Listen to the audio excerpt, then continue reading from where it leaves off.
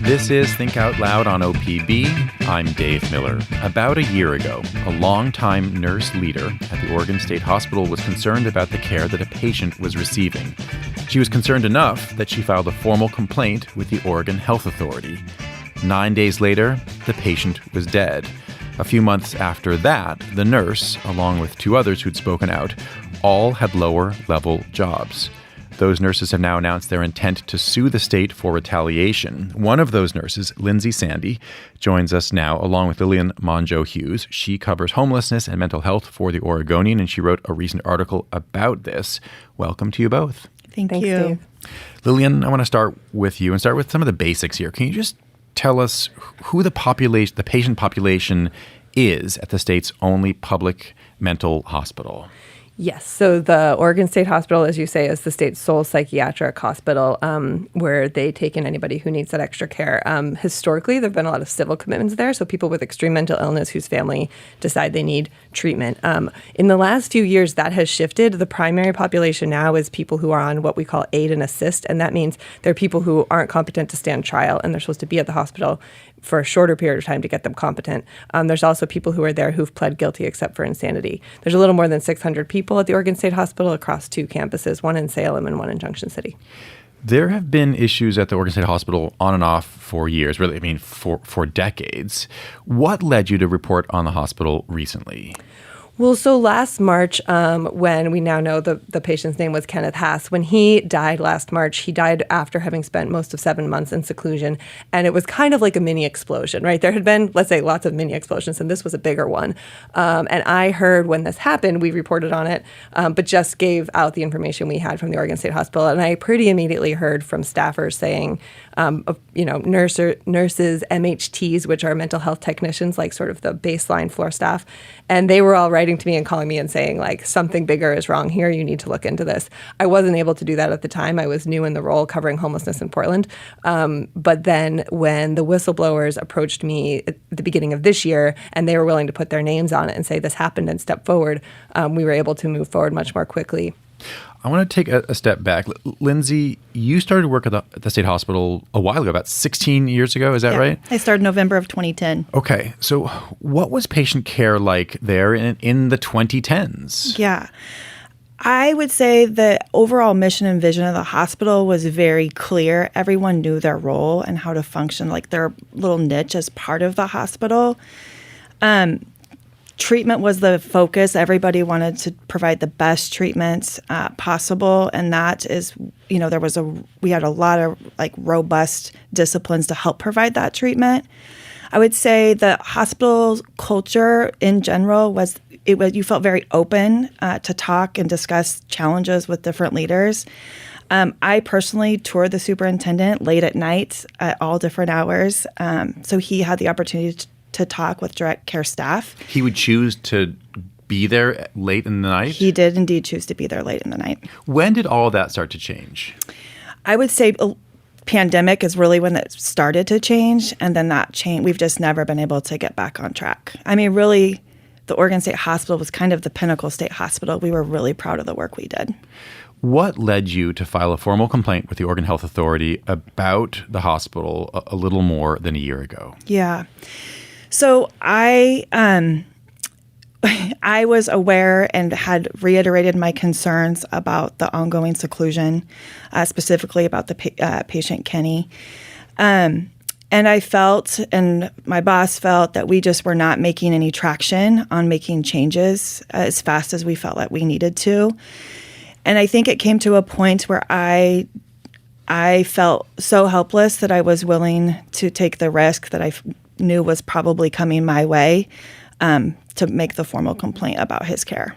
As I noted, 9 days after that formal complaint about his care, 25-year-old Kenneth Haas died. Mm-hmm. What happened to him? I can't speak about the details that happened to him, but I can tell you that he passed away while in seclusion. Do you think that his death could have been prevented if the warning that you had made had been paid attention to? I believe that is the case, yes. Do you think that his case was an outlier or an example of more systemic problems? I certainly believe it's an example of more systemic problems. Yeah. Lillian, you noted that the hospital had been out of compliance with federal quality standards for most of 2022, a few months of 2023, and most of 2024. Why? What does this mean? I should add, and also much of 2025 in the end. So I want to say quickly to what Lindsay was saying, we found in our reporting a lot of data supporting everything she said about there not being massive problems at the hospital again until recently. So we know that before 2008, there were problems. Then a lot of the time she was talking about at the beginning, they're really the seclusion rates were lower. They had fewer what they call sentinel events. And there weren't massive issues that made somebody have to come in and investigate from the federal side. So what happened in these years, 2022, 2023, through 2025 was that they had several sentinel events. I want to say it was 8. And that means somebody escaped in a way that they thought, okay, something went wrong and that's why someone escaped. Or somebody died in what they call an unanticipated way, which of course, in some ways, most deaths are unanticipated, but this is something clearly happened that went wrong and that could have resulted in the death. So we need to investigate it and see what it was. And so those are the reasons that they ended up out of compliance for all of that time, because the federal investigators came in and found problems and determined that the hospital was at risk of losing its federal money. You were able to look at an unredacted copy of a federal investigation into Hass's death. What did that investigation find? Well, it's a 242-page investigation, so I will say that it found a lot. To sum up, I think they found major problems with their restraint and seclusion policies and practices, and they found major problems with the culture at the hospital and the leadership's willingness to listen to staff warnings. Those were the two things that put them in immediate jeopardy of losing their Medicaid and potentially Medicare funding.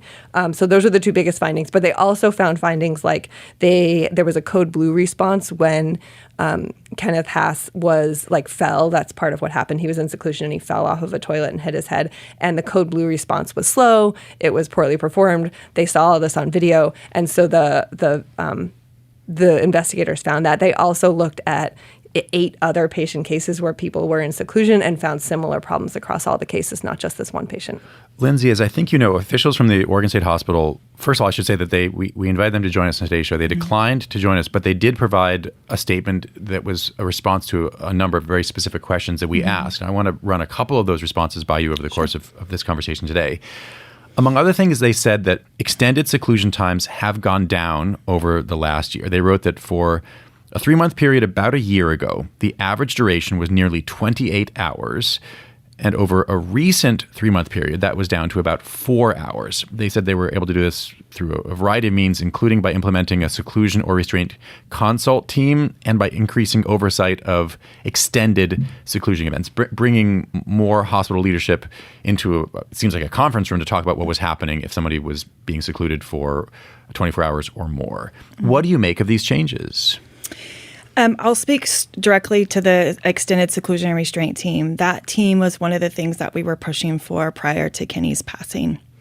And since the time we initiated it, which was about the middle of March 2025, kind of informally and more formally on April 7th, that official team was disbanded in October, beginning of October. So I'm unaware currently in my role of an official seclusion and restraint team that is targeted towards those long-term seclusions.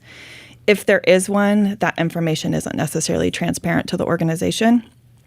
What was the other? Well, the other, so that's, you're saying that they're saying this team exists. You're saying you don't see evidence of it. I don't see evidence or information about that team. What about the numbers themselves? They seem to reflect a dramatic change in the actual practice happening. And do you see that change? So from 28 hours average duration to about 4 hours. Yeah. Do you see that? There's not data that's shared transparently, again, across the organization. I'm not going to dispute those numbers.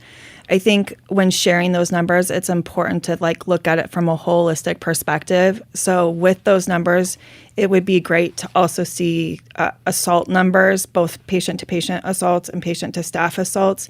Because again, if you're only focusing on one part of maintaining a safe milieu, it's you're missing the other part, which is ensuring that adequate treatment is provided by those individuals. I'm glad you brought that up. We did ask them about that as well. The hospital sent us data about what it categorizes as aggression events. They range, as they say, from verbal threats to what would be considered an assault. The data they gave us compared the first 3 months of last year to the same period this year, January to March of 2025 and 2026. They said aggression between patients was up 43% last year to this year, and aggression to staff was up 31% last year to this year. What does that tell you? That tells me that they're focusing only on seclusion and restraint and not how to support staff supporting patients and providing adequate treatment.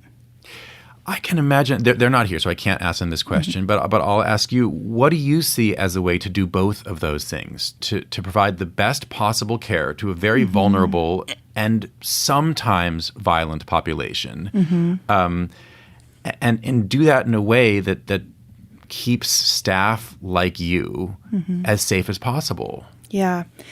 I think I'll lean on what we used to do, which was, again, leadership of the hospitals was incredibly connected to the staff. And when I say leadership, I'm talking about your top tier leadership. So they frequently made rounds, interviewed staff, and then any initiative to improve safety, often they would use their help from their labor partners and identify direct care staff to help participate in different initiatives. And again, that may be going on right now. That information is just not shared more broadly.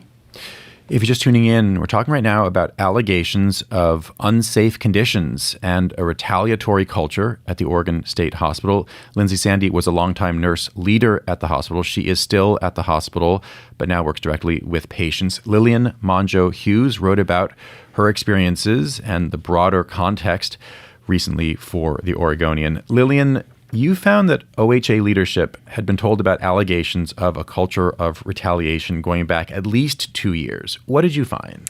Yeah, I mean, I should give credit here to the Lookout, Eugene Springfield, that did some great reporting on a couple private meetings. Well, their reporting was on one private meeting, but I later found out there had been two where Director Sejal Hathi, the director of the Oregon Health Authority, came into the hospital to meet with upper-level management in the hospital. She did that both on the clinical side and on like the program management side, and she got, pretty significant feedback from those leaders about the problems at the hospital. One of the meetings was surreptitiously recorded. That's the one the Lookout got and published. And so there were actual quotes in there from what people were saying to Hathi. And they were things like, retaliation is alive and well here. People feel helpless. They can't make change. And nobody believes that management's going to do anything for them anymore. And Hathi in the meeting acknowledged those concerns. We were able to check those quotes with the specific people that said them during our reporting, and they were all verified. So we know that they knew that there were problems. What came from those meetings? From what I understand, not very much. That all happened before the problems came to light with Haas. And so for months afterwards, the situation didn't change significantly. They did add, I think they're called radar meetings. That was a few months before Haas passed. And those were like meetings in the morning every day where they had to talk, hospital leaders were involved in the meetings and had to hear specifically about restraint and seclusion, among other things, so that everybody was tied in. But those meetings went on for months with no change. So it's hard to say if practices changed because of this. Lindsay, I want to turn to your legal assertions that you have faced retaliation for speaking out. How is your current job different from your old one, in both in what you're doing and what you're getting paid for? Yeah. Well, I take a significant pay cut, so I'll just say that up front. And then in my previous role, I supervised all of the directors of nurses, which supervised the nurse managers, which supervised the mental health registered nurses and mental health therapy techs. So under the direct supervision of my boss, which was Nicole Mobley, we had about 1,200 staff that we were supervising. I was involved with staffing. I was involved with bargaining for the state. I had several administrative responsibilities. While rewarding, it's just different, very, very different than what I'm doing now, which is working directly with the patients, providing care, passing medications, doing direct nursing assessments. You said that sort of org chart part relatively quickly, but so something like 3 levels of managers up. That's what you were before, and now you're sort of a frontline nurse. Yes.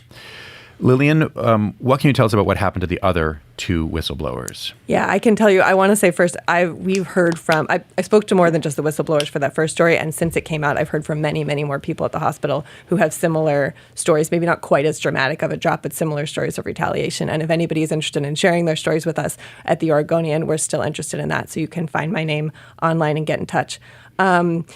Nicole Mobley was the chief nursing officer at the hospital. She's one of the whistleblowers. She's now the nurse manager overseeing about 100 agency nurses. So she went from supervising about 1,200 nurses to 100 specifically. The agency nurses are like the travel nurses.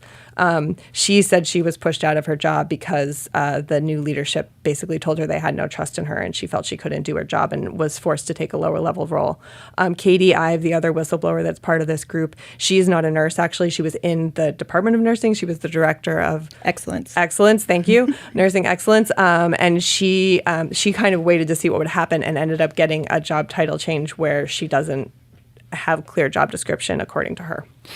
Lindsay, in a statement to us this morning about the changes to roles, the hospital said this: Nicole Mobley, the chief nursing officer that Lillian was just talking about, self-demoted at her request. The other two staff reported to Ms. Mobley, so any personnel actions were attributable to her.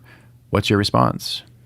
Well, I would dispute that claim. And the other thing I would say to that, let's just play out for a sense that that is true, that we voluntarily stepped aside in this time.